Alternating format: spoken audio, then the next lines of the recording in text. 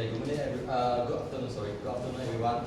Okay, before I will start our forum today, let us put a video. Mr. Foster, first thing let me say, we're not making any statement, anything you say can be used against you. Jameer Foster, Zachariah Blackwell, and John Morrison each appeared over video, facing not only the judge, but also Police Chief Thompson, Mayor Nancy Vaughn, dozens of officers, and the widow of Sergeant Philip Dale Nix. Jameer Foster appeared first and is facing the heaviest possible sentence. You are also charged with first-degree murder that carries the maximum sentence of the death penalty or life in prison without the possibility of parole. Prompting a reaction from him, Judge Tabitha Holliday quickly put down. This is just a horrible, horrible thing. So don't say anything else. Please don't say anything else.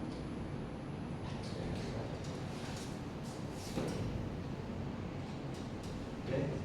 The video you guys seen just now is not about the film. It's a real situation, the real issues happening in this world right now. Imagine there is a 14 years old student. The student, they should be worried about the school, their exam, their homework, even though they have friendship. But you see society nowadays. Society nowadays, the teenagers' crime issues has become more serious. For example, they were involved in the gang activities, drug activities, even though they're vaping. So, my name is Clement Wong, representing the NGO, non-government organization, as a moderator from this film.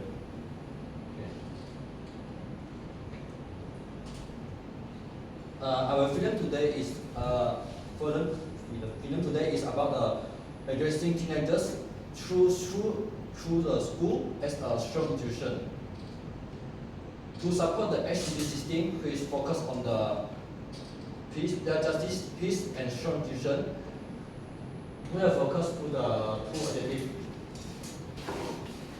First, we need to know the root cause about the teenagers' crime nowadays. Second, is about the society nowadays, how to solve the problem among the teenagers. So, before I start, I will introduce our panel. Panel 1, Harris, as a police officer. Panel 2, Ho Jing Fei, will act as a teenagers psychologist. Panel 3, Qin Yisen, will act as a MOE, which is the Minister of Education representative. Last is Lu Zhenhong, representative will act as the school counselor. Okay. So let us start the alternative one. Okay, so can start. The question is, as a police officer, what is the most common issues you see nowadays in school? Okay, thank you, moderator. Okay, so the most common issues we see in schools, right? Yes. It's mostly smaller issues among students. So we take an example, skipping classes, very simple, very small issue, but it has a huge impact in a later future because this develops their sort of mindset that they can get away with crimes. These small crimes they can get away. So they can think later on that the bigger crimes they might get away. Okay, so the other examples would say smoking, very common. Why? It's very accessible. If let's say their parents are a smoker, then it's more easy for them to obtain cigarettes and whatnot. And then the more common ones, more violent ones, bullying. Very straightforward, physical violence against other students, even sometimes teachers, lecturers. So these small crimes, right, when they happen in schools among students, it will develop this sense of reward that they can do whatever they want. Because students, when they are in the teenage era, their mindset is very vulnerable.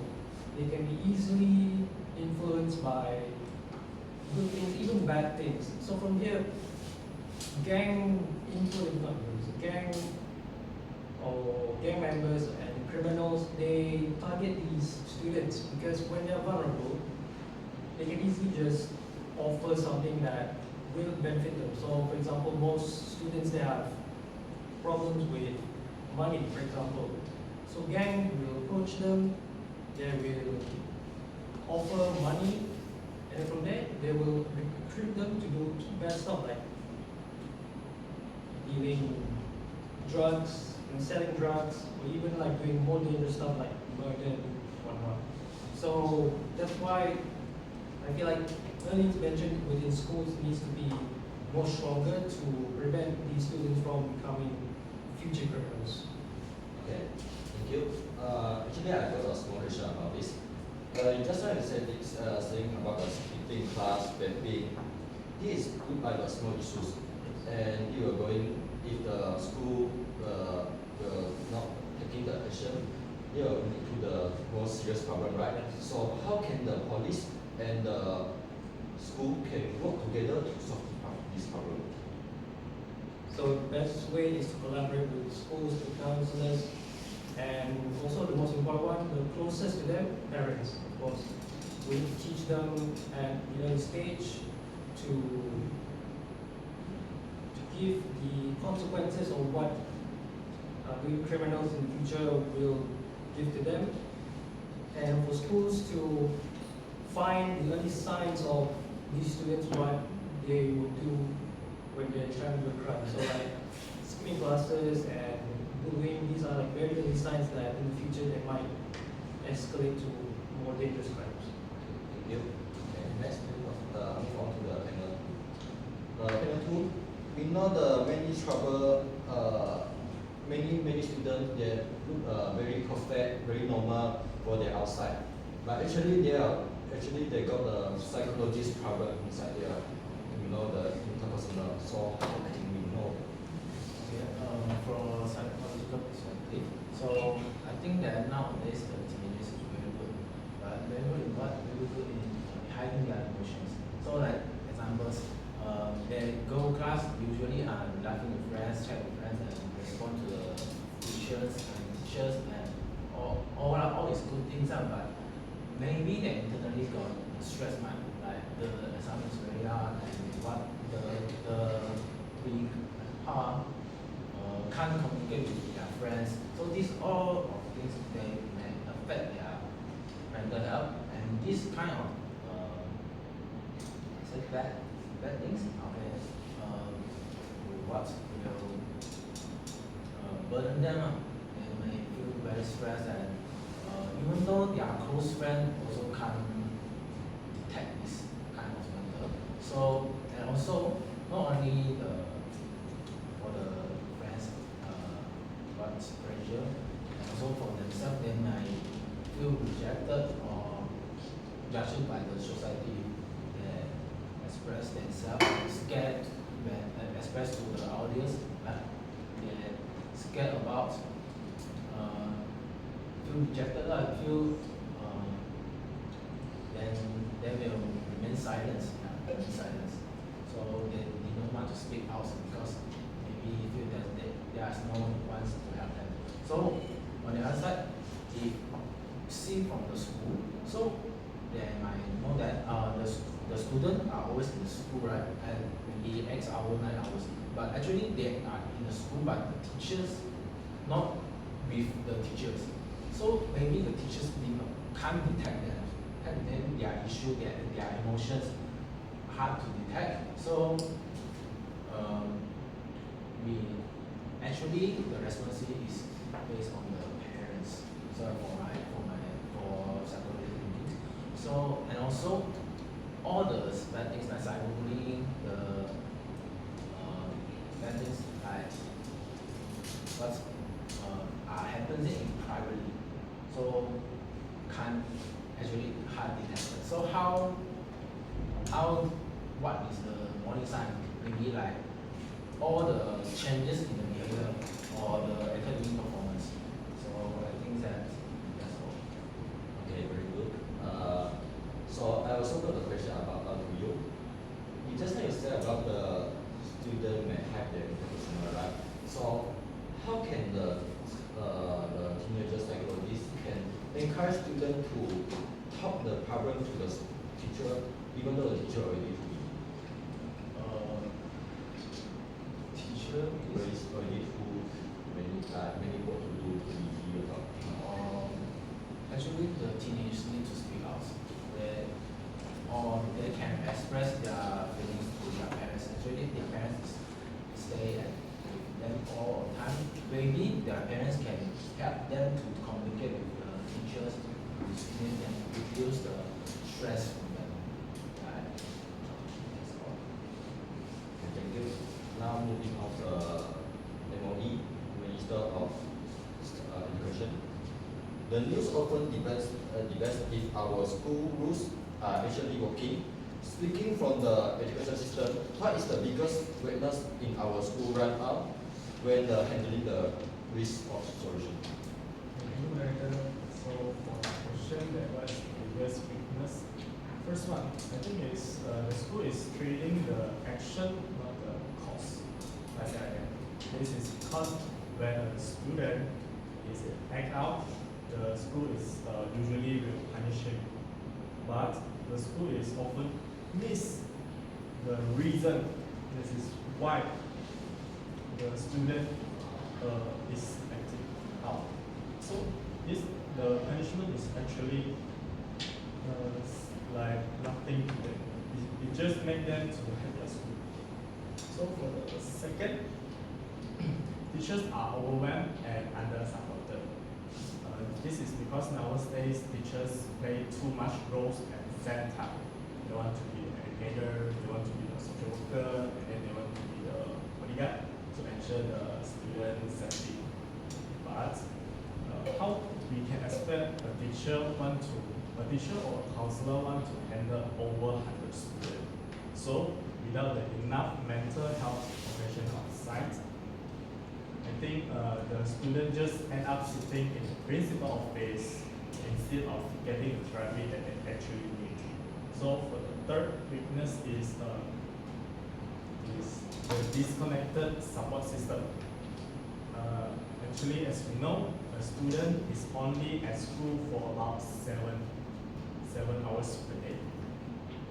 The weakness here is that the gap between the school and their home. Okay, let me give an example. So the school is punish the student, but there is no follow up by the family, like correct the errors at home. So the punishment is like nothing. So the punishment is nothing. So they after they go back home, they will forget what they do just now, and then they'll continue or make the same mistake again in the future. So for the last weakness is, I think, is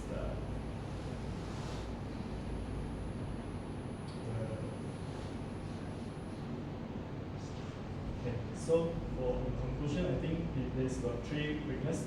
There's the disconnected support system. The second one is the teachers are overwhelmed and under-supported, and the third one is the school is treating the action, not the cause. Okay, thank you. And actually, the question I want to ask about you is about just like you said, the punishment is nothing. The teenagers may forget the punishment after they're going back home, right? So, what is the program can the education do to let the teenagers know the moral, know the issues? So, Instance of the punishment. so I think the school should organize some talk, like the counseling talk, so that the student to understand they should be responsible for their action. So they should need to remember what their mistake, and then don't make the same mistake again in the future or continue the behavior. Industry. Now moving to the panel 4. Panel 4. As a counselor, school counselor, you have to face to the student every day. So what is the real reason punishing this good student make a such bad choice? Recently you can see a lot of reports about the dating and also the viral video of school fighting. And as a counselor who face to face with those students every day, the more question that I hear from parents and teachers or even though their peers is why they choose to do this. But here's the truth that I am of this. There's no any children wake up and decided to be a crime or fake sex. So I will every label that we label as violence is the only painkillers that they can find to release their depression, anxiety, and also stress. So I will show some critical data about the rapes, physical violence and others. So in the reports, there's 70 rapes as six. They say their primary motivation is not to gain cool, but to release their depression, anxiety, and also stress. And every month, they have 1 of 3 learners got bullied in school globally, and there's 56% students have their physical fights in their academic journey, and also there's 40% teenagers says they got no any trusted adults to turn to, and also says when they face a lot of issues. So there's 3 reasons that related to what you say before, moderator. One is the quantify self and perfectionism. So nowadays we all are in the world constant measurement. Easily to say we are like to compare each other, like the grades, ranking, or even the optimized resume. So when they feel they cannot achieve the perfectionism or the perfect version of themselves, they will try to find some things to release their shame, because they will feel shame when they cannot achieve the perfectionism, the perfect version they want for their level. And secondly, so the weights provide them 10 seconds to release their feelings of shame. And secondly is the search of belonging. In a certain case, fighting isn't just a conflict, but also fighting is can understand as a loyalty symbol and also honors for them. So they will choose to fight with each other. They will rather be bad or fighting with someone. At least they don't want to feel they are invisible. And thirdly is the biological time at this. Because of the amygdala, easy to say is the emotional center is relatively for teens, but the frontal lobe, which is the rational, they control their rational, is developed fully until they are 25. So if they are facing, they fail an exam or have a conflict with each other, they will feel very stressed. If as an adult, maybe we just think that is a very small case, but for them, it like a crisis about survival. So,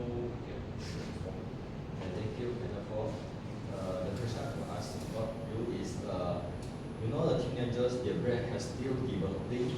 So, how can we teach them to handle the heavy stress safety? for me, we can give them a step, like a task for them. There's a lot of steps to do, so they can to list up the steps of this post, so they can release their stress on their day. They easy to say they don't need to remember what they need to do because they already list in the paper. They can list down the tasks or the stress or the things they want to do on that day in the paper. Thank you very much. So now, moving to round 2. Round 2, I will open the Q&A session to the panel. So do you guys have any question ask about the other panels? Okay, I have a question for panel 3. So we take a reasonable case that happened a few years ago. There was a 14-year-old boy named Malik Dakam that got sentenced to life for murder. But later on, he is now a doctor with a PhD and also got a royal pardon. So these kind of cases, like how does the ministry find the early signs and catch the students that are at risk? Because from what I know, the student itself, it wasn't a problematic student, a very talented young student. So what's your techniques to prevent these extreme journeys?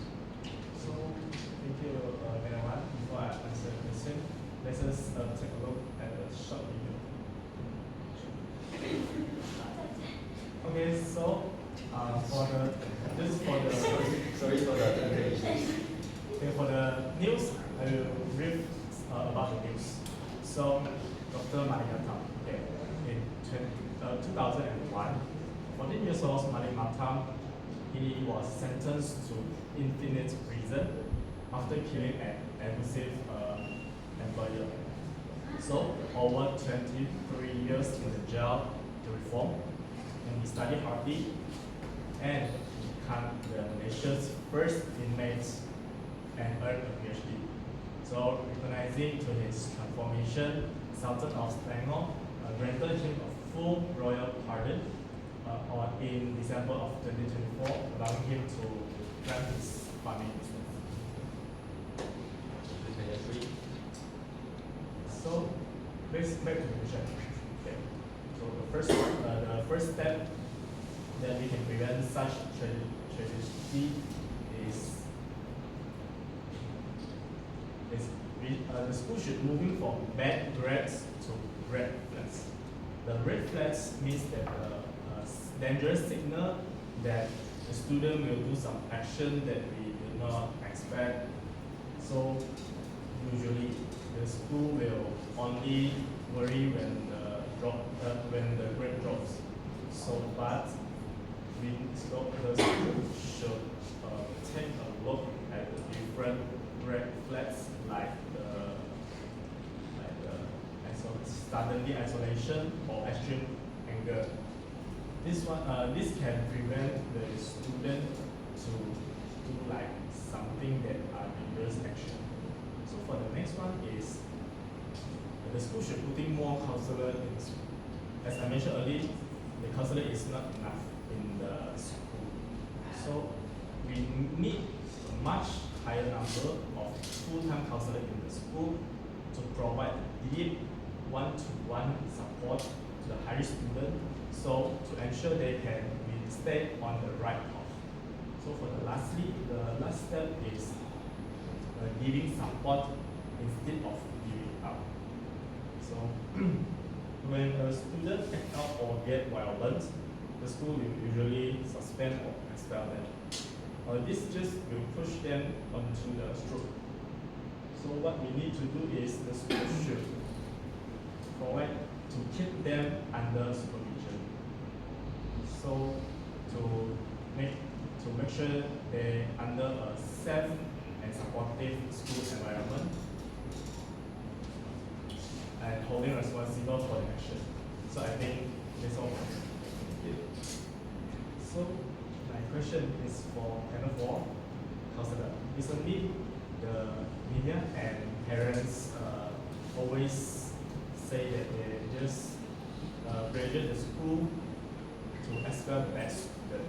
So, for your opinion, what the real program that counselor can use to ensure teen safety is? Instead of kicking them out from the school, it is just a quick fix. It actually is make these issues more trouble and also more people.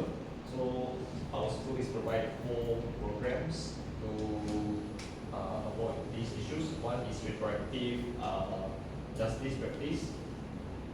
At this practice, we will place the student who did the wrong things in front of the victims and the one who did the wrong things, he will listen to the victims and will know what did he do and what did he damage for each other, so he can make them become more responsible and also become more empathy for each other. And after that, we also will meet together with their parents and the teachers to discuss how do we fix the issues and do something.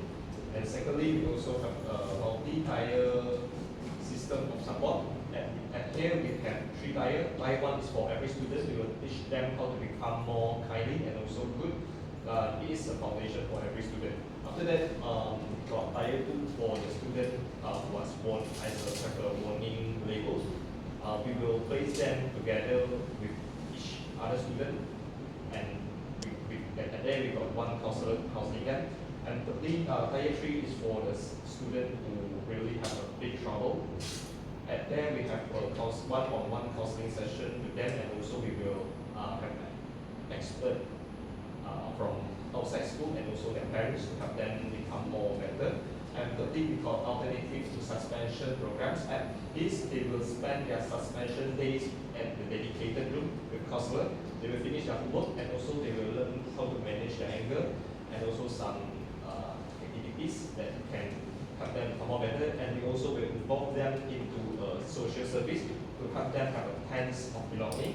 So for also we will nowadays kids are more easily influenced by these peers about more than adults. So we will practice training peers more pro-social to become a mentor to help the students who are struggling in their life. So that's all from me. So I would like to ask the doctor. Yes, the doctor, psychologist. So how can we help the student, the teenagers who catch because of the criminal, and after that they will face a lot of public attack, public comment that is negatively to them. Okay, so I follow the ideas from Emily, and I think that we need to give them punishment, but actually we can't give only punishment. We also need to give in the guidance, because criminals is a big issue. It's not only like skipping class, vaping, smoking is just small bad issues, but like criminals, we need to giving punishment add on with the guardian so that they can feel fierce and also have the proper way to go back to the normal. So with this, because the teenagers are still at that age is still developing, like their impulse controls, their behaviors, organization.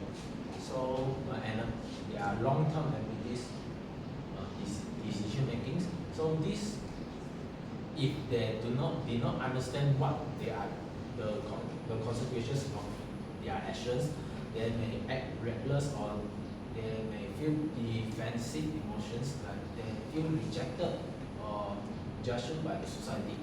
So for the teenagers that are committed with the crimes, they might feel ashamed, fears, hopeless, feels like any bad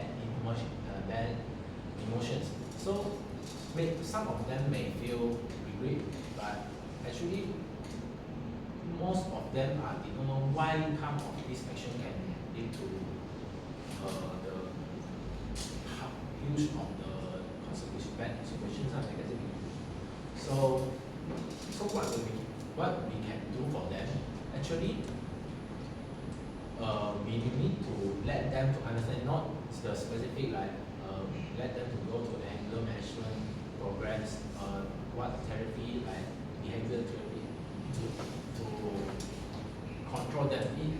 We need to let them know, let them understand the consequences, now then give them a proper way and also let them to rebuild their confidence and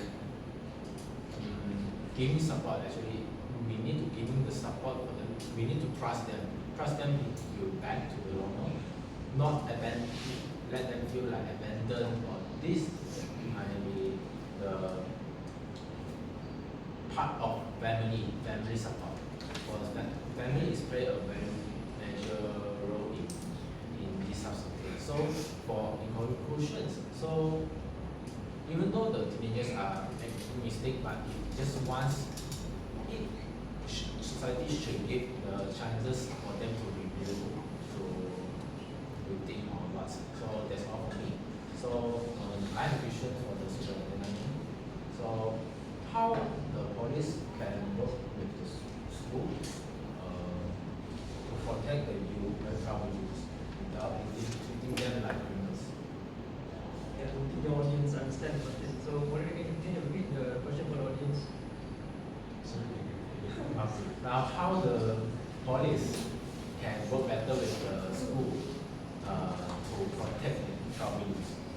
Okay, the panel who asked about the question about how can the police officer can cooperate with the school to let the teenagers crime issues can be rise, can be low.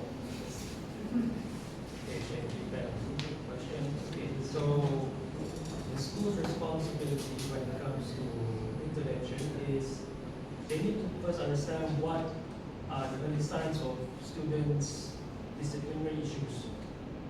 Okay, so basically the early signs are like academic problems, maybe their grades are going down, their attendance are also going down. So from here, the school can collaborate with us, our police organization, to understand the students' historical problems. From there, we can evaluate whether we want to put more harsh punishment or just something like what we call rehabilitation. So rehab is basically we get the students to join a sort of campaign, and then we monitor them for a few days, a few weeks, and then we teach them the good ways to get them back to the right path. Okay, then not only just the school itself, but also the parents. Parents also need to collaborate with schools so that we can understand better what the student is at home. So maybe at home they may act differently because with parents they sometimes have this hierarchical order where parents are a lot more powerful than themselves, but in school, if they don't have the parents, they can just act whatever they want. So by collaborating with parents, we can understand the behavior of students, and then from there we can create an early intervention for the students to stop these disciplinary issues that may escalate to legal crimes like murder or even drug dealing and whatnot. Thank you very much. So before we end the forum, do you guys have any question to ask our panelists or moderator also? I would like to invite Alvaro to ask question. Yes, I do have one question for the panel 3 or the education representative. So, how can parents help prevent their children from engaging in behavior that could lead to bullying and criminal activity among the young people? That's it. So the audience just come out with a question about how the parents can, sorry, Preventing their children from engaging in behavior that will lead to bullying and criminal activity among the young people. the key way is how the parents can solve the problem to let the crime, the teenagers crime become low. So, you know my question? So, for my opinion, I think parents can have more time with their child than they was young. For example, when their child was like 4 or 5 years old, they can bring the child play together so that the child will not feel like lonely. The reason that the teenage crime is because they sometimes have the trouble of the home, feel like lonely, nobody with them. So to do the behavior to attract the people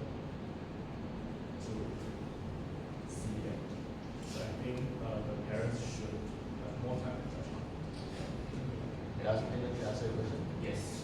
Thank you. Thank you. Next, I would like to request question from Nur Arina. I have a question to the panel for. As a school counselor, what would you do if a student need to do and confess their crime? Confess their crime. Oh, as a counselor. Yeah, as a school counselor. Because we have ethics about counselor. So if the crimes is actually already hurts other people's, like they are bullying, they are hit the people, or they do something like do a comment that negative of that people, and we will contact the third party, which is responsible for these issues, like their parents, the headmaster, the discipline teachers. If the case is really very serious, we may contact with the police to handle these issues. Yes, if that is not a really big issue, it's just about themselves. I think as a counselor, we will do a one-on-one counseling session with that person. Am I answer your questions? Thank you very much. Okay. One more question. Okay, I open to anyone to answer. Okay, in cases of bullying cases in Malaysian schools, currently we have many victims of bullies. Most of the time, the victim will go for school transfer instead of the bullies. In your opinion, does that really solve the problem? Should the bullies transfer school or should the victim transfer school? Very good question. The question is about the victim transfer to school, even though they have really met the very big issues. So should the school, how can the school take action to this victim or the bullies? I think I have an opinion for this one. So when we transfer the victim itself to a different school, it doesn't really change the outcome because the root cause is still in school, right? The bully. So from there, because the bully is still there, the bully can just continue its activities of bullying because it seems like in this case the victim is now being punished instead by being transferred in school instead of the bully. So the root cause is still there, and the bully can continue its disciplinary issues because it doesn't have any direct impact to the bully. It's mostly to the victim itself.